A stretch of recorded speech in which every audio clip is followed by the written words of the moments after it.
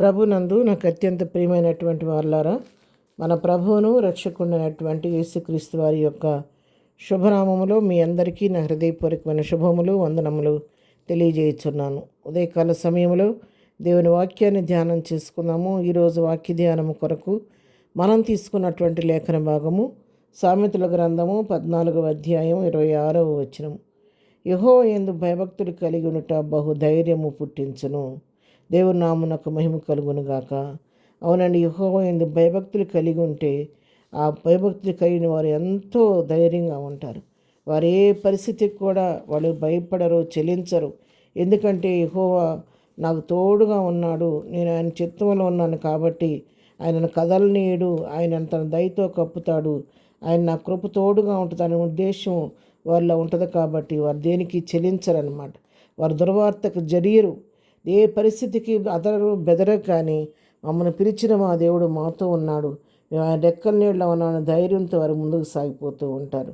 మరి అంతేకాదు, యెహోవా యందు భయభక్తులు కలిగి ఉండట జీవపు ఓటాన్ని దేవుని వాక్యం సెలవిస్తుంది.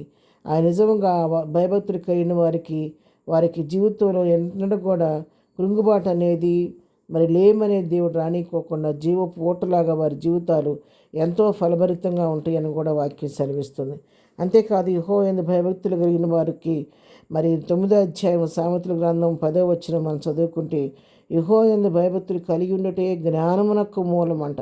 యెహోవా యందు భయభక్తులు కలిగిన వారి జ్ఞానము కూడా కలిగి ఉంటారు.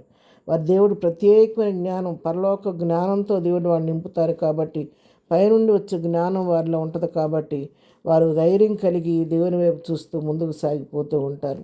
అంతేకాదు, కీర్తన గ్రంథం 115వ కీర్తన 13, 12 వచనాలు మనం చదువుకున్నట్లయితే మరి 13, 14 పిన్నలనేమి పెద్దలనేమి తన యందు భయభక్తులు గలవారిని యెహోవా ఆశీర్వదించును. తన యందు భయభక్తులు గలవారిని దేవుడు ఆశీర్వదిస్తాడని. అంతేకాదు, యెహోవా మిమ్మును మీ పిల్లలను వృద్ధి పొందించును. ఎవరైతే యెహోవా యందు భయభక్తులు కలిగి ఉంటారో వారి దేవుడు ఆశీర్వదిస్తాడు, వారి పిల్లలను వృద్ధి పొందిస్తాడని కూడా దేవుని వాక్యం సెలవిస్తుంది. అదే కీర్తన గ్రంథం 112వ కీర్తన 1వ వచనం కూడా చదువుకుంటే, ఆ యెహోవా యందు భయభక్తులు గలవాడు ఆయన ఆజ్ఞలను బట్టి అధికముగా ఆనందించేవాడు ధన్యుడు. ఎవరైతే యెహోవా యందు భయభక్తులు కలిగి ఉంటారో ఆయన ఆజ్ఞలను బట్టి ఆనందిస్తూ ఉంటారు, వారి ధన్యులను కూడా దేవుని వాక్యం సెలవిస్తూ ఉంది. ఎప్పుడు కూడా వారిపైన తన కనుదృష్టి ఆయన నిలిపి ఉంచుతాడు. వారు చేసే ప్రార్థనలు ఆలకిస్తూ ఉంటాడు, వారి మొరలు ఆలకిస్తూ ఉంటాడు, వారి ప్రార్థనలకు ప్రతిఫలం ఇస్తూ ఉంటాడు. అంతేకాదు, వారు మాట్లాడుకునే మాటలు కూడా దేవుడు వింటూ ఉంటాడంట. నా మాటలు కాదు, వాక్యంలో చూద్దాము. మలాకీ గ్రంథము 3వ అధ్యాయం 16వ వచనం.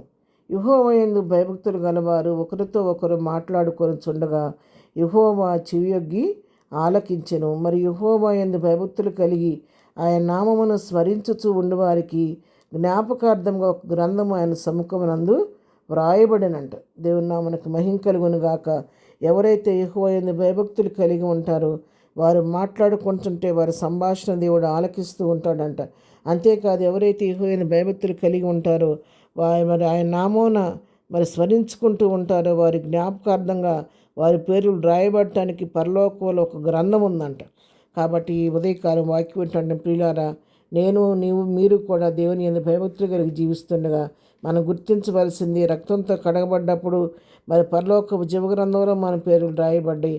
అంతేకాదు, మనం ఎంతగా భయభక్తులు కలిగి ఆయన పైన అనుకుంటామో అక్కడ యెహోవా యందు భయభక్తులు గల వారి కొరకు, ఆయన నామమును స్మరించుండే వారి కొరకు జ్ఞాపకార్థకు ఒక గ్రంథం ఉందంట. ఆ గ్రంథంలో కూడా మన పేర్లు రాయబడతాయి. కాబట్టి బట్టి కృపలో మనం ఉన్నాం. కాబట్టి దేవునికి వందనస్తులమై ఉన్నాము.